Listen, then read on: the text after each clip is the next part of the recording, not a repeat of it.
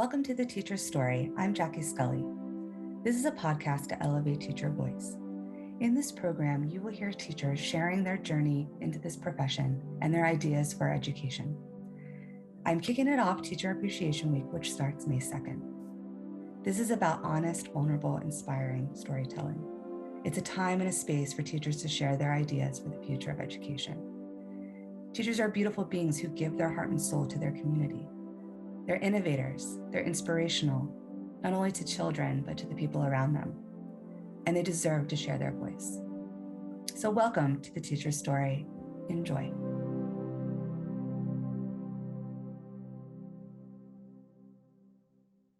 Hi, welcome to The Teacher's Story. This is Jackie Scully, and I am introducing Season 3, kicking off this Sunday, August 20th.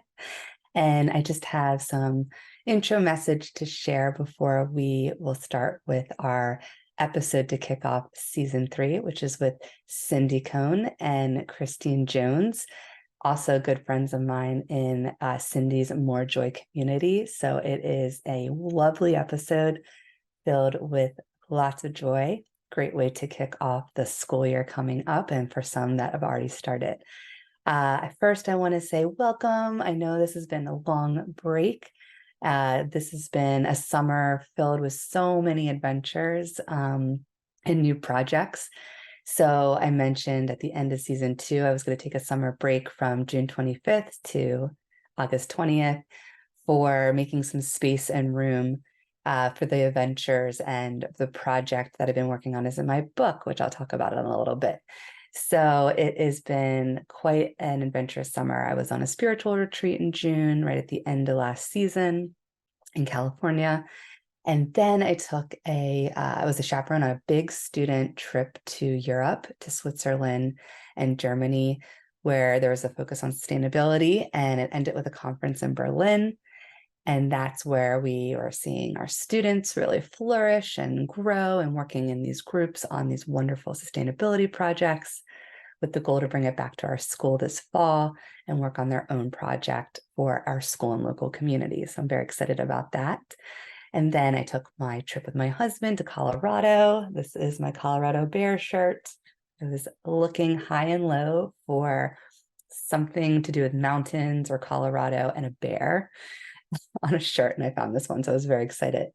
And that was at the end of July, and it was a great trip, beautiful state, got to relax a little bit, a lot of driving across the state, so it was nice to come home and also end the summer on a relaxing note.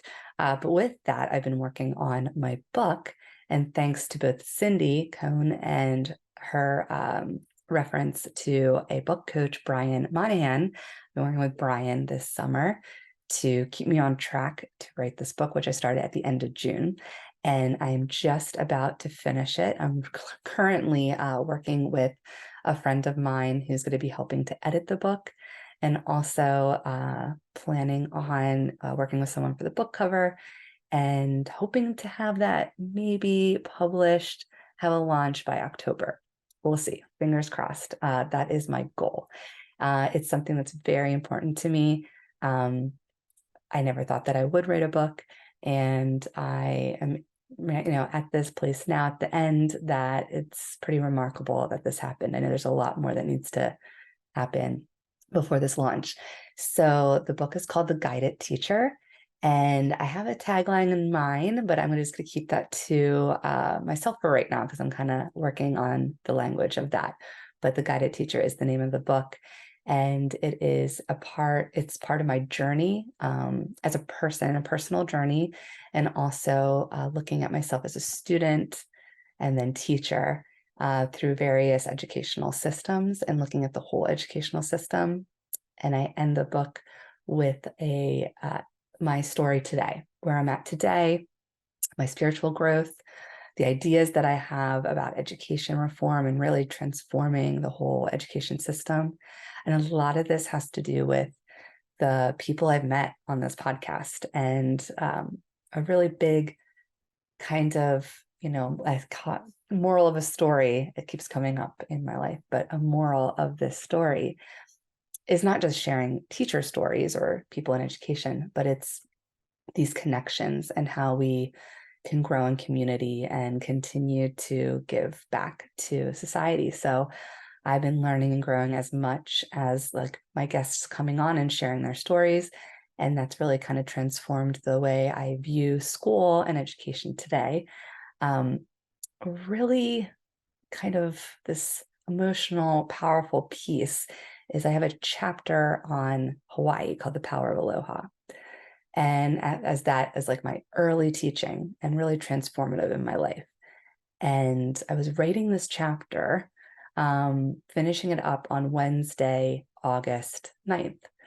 And as I'm finishing it, I decided I wanted to write a love letter to Hawaii. So kind of personifying that. And I finished the letter. And as soon as I was done, I was getting news on my phone, talking about it with my husband about the fires in Maui and the Big Island.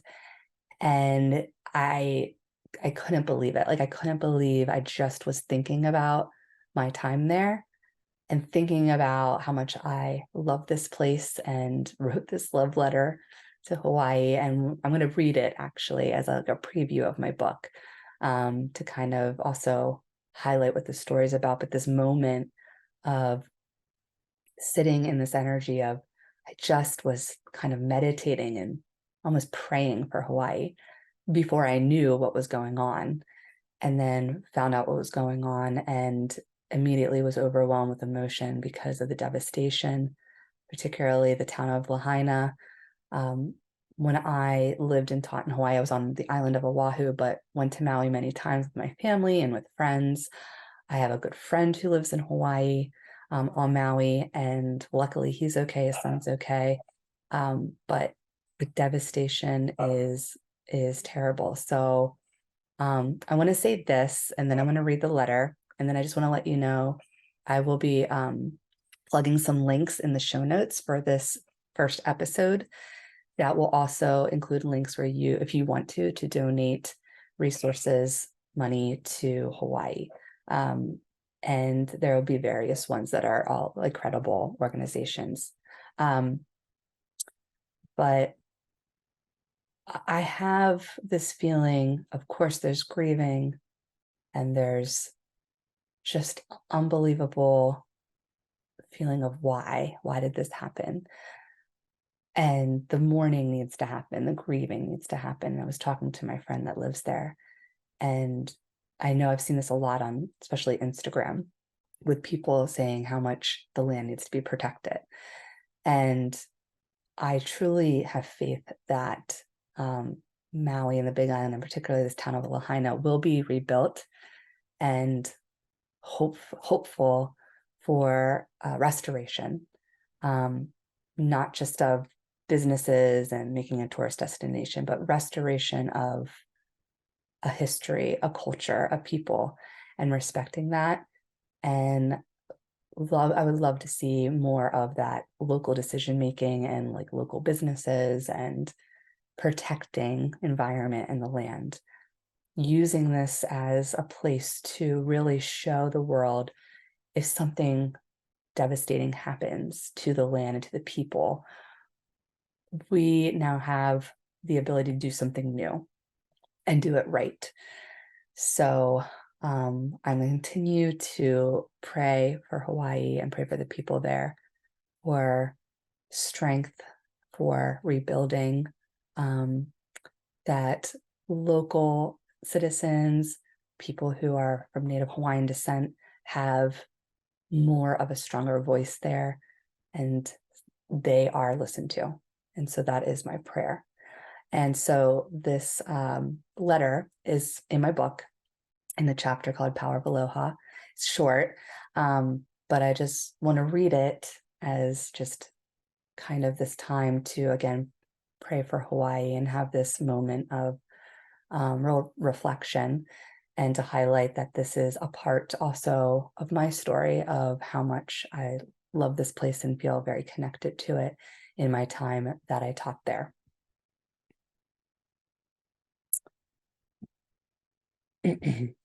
Dear Hawaii, Mahalo for your aloha, generosity, authenticity, challenge, adversity, spiritual growth, adventure, beautiful people, amazing food, music, dance, culture, and for showing me how I am, who I am, and how I can be better.